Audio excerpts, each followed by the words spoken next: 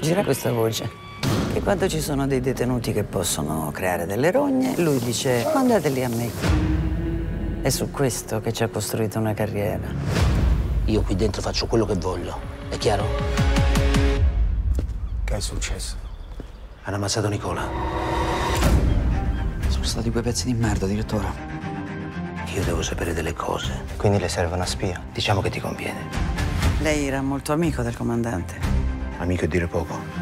Non va bene che vieni qui così. Mi mancava Adele. Sei a pezzi, eh? Che dicono di noi ai servizi? Qua dentro c'è un sistema e io devo scoprire come funziona.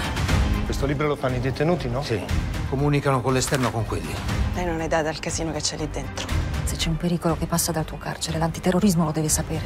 È meglio se mi dici subito quello che state combinando. Tanto la polizia ci arriva lo stesso. Però è meglio per tutti se ci arrivo prima io, credimi.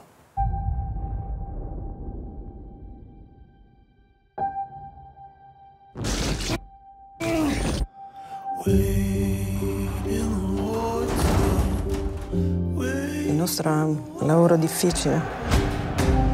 È difficile farlo bene, senza sporcarsi. Il male è contagioso. Siamo soli qui dentro. Se pensano che possono lasciarlo bruciare, non hanno capito con chi hanno a che fare.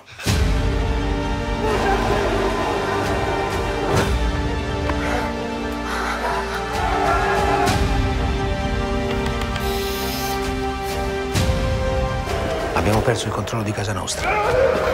Beh, io allora dico, riprendiamocelo.